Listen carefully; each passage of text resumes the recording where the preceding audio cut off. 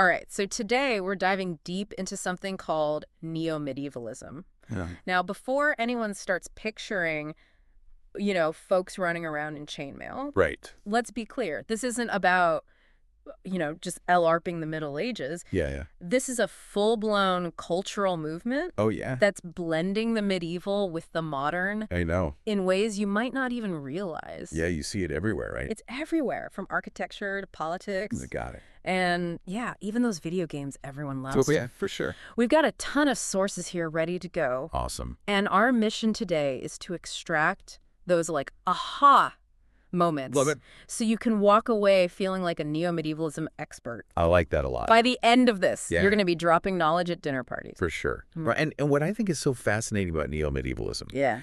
is how it's not just about romanticizing the past. Cool. It's more like a dialogue, using the medieval period as a way to understand our modern anxieties. Gotcha. You know, like take, for example, the medieval guild system, Okay. right? It wasn't just about jobs. Right. It was about belonging, Yeah. mentorship, a shared purpose. Yeah. And today, when people feel, Right. Increasingly isolated by technology, Yeah. the gig economy, All that. that model is really inspiring Yeah. new approaches Yeah. to community building. That's interesting. Like you see co-working spaces, online mentorship networks, Makes sense. that kind of stuff. That's a great point. It's like we're looking back Yeah, to find solutions for the present. exactly. But before we get too far ahead, Right. let's rewind a bit. Okay. Where did this whole neo-medievalism thing Yeah, where'd it come from? even come from? Yeah. Well, Yeah. the roots go back to the 19th century Okay. with movements like the Gothic revival in architecture. Okay. I think those grand buildings with pointed arches and all that. Right. And then the pre-Raphaelites in art Right. who drew inspiration from medieval styles. So these were like early sparks of fascination Exactly. Those are early sparks. with the medieval aesthetic. Yeah, yeah.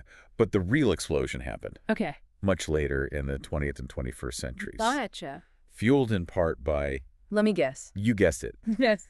pop culture. Pop culture. Game of Game of Thrones. Thrones. Lord of the Rings. Oh, yeah. The Witcher. All of them. These aren't just entertainment. Right, They're yeah. part of this larger cultural shift. Exactly. It's amazing how many people are spending hours in these digital medieval worlds, too, like World of Warcraft, Yeah. Elden Ring. Mhm. Is it that maybe we crave the simplicity of, like, Could be. a pre-industrial world? I mean, that's one way to look at it. Yeah. But these stories also let us Okay. grapple with these really timeless themes. Okay. Heroism, Mm-hmm. morality, Yeah. good versus evil. The- Yeah. They provide this framework for exploring complex issues that are still relevant today, Totally. even if we're not slaying dragons in real life. Okay, so we've established neo-medievalism isn't just a fad. Right. It's woven into the fabric of our culture. Big time. So how do we break down this phenomenon? Well, our sources point to Good. 5 key areas where neo-medievalism is really making its mark. Okay. All right. All right, so we got architecture, Uh-huh. politics, Mm. technology, Mm. literature and film, Of course. and even identity and spirituality. Wow. Okay, that's a lot to unpack. Yeah. Let's start with architecture. Right. Are we talking about castles popping up in suburbia or something a bit more nuanced? Yeah, not quite castles in suburbia. Okay. Although some modern buildings, Yeah. incorporate those medieval elements. Mm-hmm. It's more about functionality. Okay. Think about how medieval cities were designed. Okay. Walkable, Yeah. with a strong sense of community. Right. And modern urban planners are actually drawing inspiration from this Oh, wow. to create more sustainable Interesting. and people-centric cities today. So they're taking the best of the past Yeah. to solve problems of the present. Totally. I like that. It's a cool blend. But I have to admit, the politics part has me intrigued. Right. How does that tie into neo-medievalism? Well, this is where it gets really interesting. Okay. Think about the power structures of the Middle Ages. Okay. Decentralized. Uh-huh. You've got kings, lords, the church, Yeah. all vying for influence. Right. Now compare that to our modern world. Okay. The EU multinational corporation, Right. even online communities wielding influence. Yeah. It's almost like a modern day feudal system Wow. where loyalty isn't just to a nation, Right. but to a whole network of power. Huh. Is that more our reality now than it was even a century ago. That's a thought-provoking comparison. Yeah. I never really considered the parallels between medieval power structures and the complexities of modern-day power dynamics. It's wild. Are we basically living in a neo-medieval world without even realizing it? That's the question, isn't it? Yeah. For you and all our listeners to ponder. Okay. I'm going to have to ponder that one. Yeah. But there's no denying the parallels, are there? No, they're definitely there. Yeah. And they raise some big questions. For sure. About the distribution of power in our world. Absolutely. Okay, before we get too lost in the political labyrinth, I like that. let's shift gears to something a little lighter. Technology. Yes, technology. We already touched on video games, of course. We did. They're a prime example of how neo-medievalism is shaping our leisure Totally. and entertainment. That's huge. They not only let us immerse ourselves Right. in these meticulously crafted medieval worlds, but they also create a space for exploring these timeless themes like heroism and morality. Absolutely. But in a new way. In a new way, exactly. I think what's really interesting is how these games often foster a sense of community. That's true. Players come together to form guilds, complete quests, overcome challenges. Very much like... mirroring those medieval guilds we talked about earlier. Exactly like a digital reincarnation of a very old concept. And it extends beyond gaming, too, right? Oh, for sure. Think about virtual reality, online communities, even social media platforms. Out of them. They all borrow from medieval concepts in some way. In some way, yeah. They create a sense of belonging and shared experience in a world that can feel increasingly isolating. It can feel very isolating these days. So even with all our futuristic advancements, we're finding inspiration in the past. That's right. It's like we're trying to reclaim a sense of connection and purpose. I think so. That may have been lost along the way. Yeah, that makes sense. Okay, what's next on our Let's see. neo-medieval tour? Let's delve into the realm of storytelling. Oh, okay. Literature and film. This is where it gets really exciting. Yeah. From Game of Thrones to Lord of the Rings. Right. These medieval-inspired stories are captivating. I know they really are. Audiences worldwide. It's more than just entertainment, though, right? It's more than just entertainment. It is. Modern works often use these medieval settings and tropes to grapple with contemporary issues. That's right. Like feminism, environmentalism, social justice. You name it. You name it. These narratives provide like a fresh perspective on modern problems by exploring them through a medieval lens. Like how? Well, I'm thinking of shows like Game of Thrones. Oh, yeah.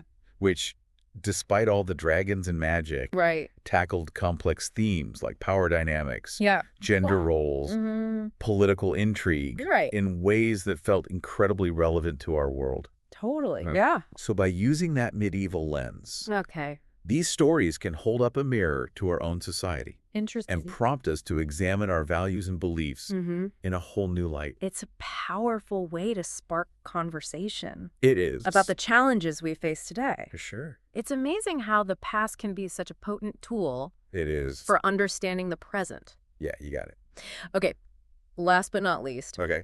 We have identity and spirituality. Right. This one sounds a bit more personal. It is, yeah. This aspect of neo-medievalism delves into that yearning for connection and a sense of belonging. Think about the rise of medieval-inspired festivals, craft fairs, reenactments. People are actively seeking out these experiences that offer a sense of community tradition. I see.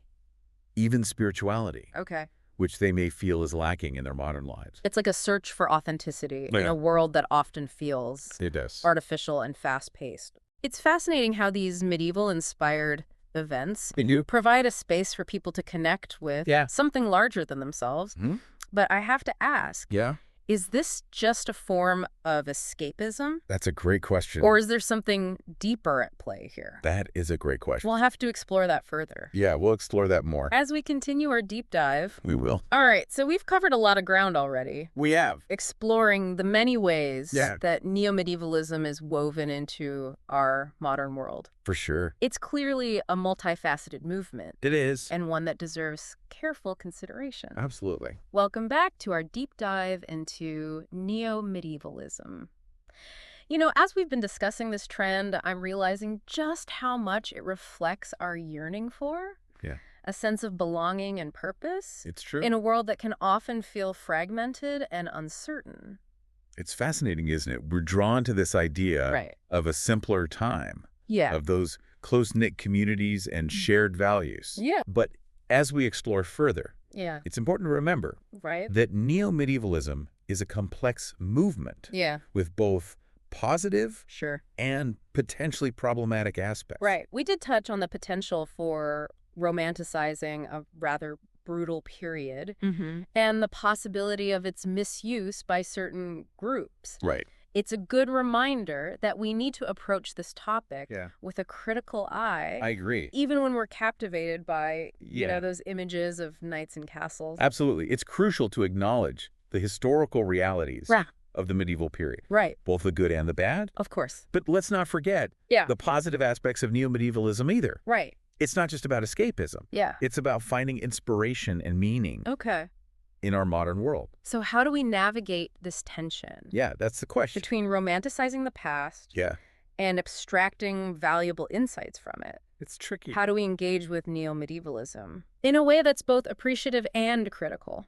I think the key is to remember that neo-medievalism is a bridge, not a time machine. I like that. It's not about recreating the Middle Ages wholesale. Right. It's about using the past as a lens to better understand the present. And perhaps even envision a better future. A bridge, not a time machine. Exactly. I like that. It's about taking the best of what the medieval world has to offer. Right. Its art, its stories, its sense of community, and adapting it to our modern needs. Exactly.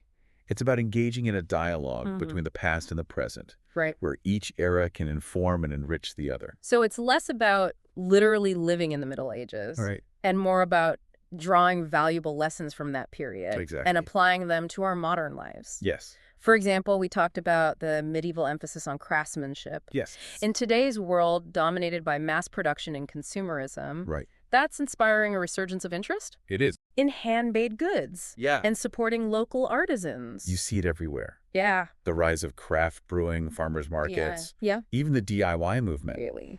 People are craving authenticity and connection. And they're finding it in these activities that harken back to a simpler time.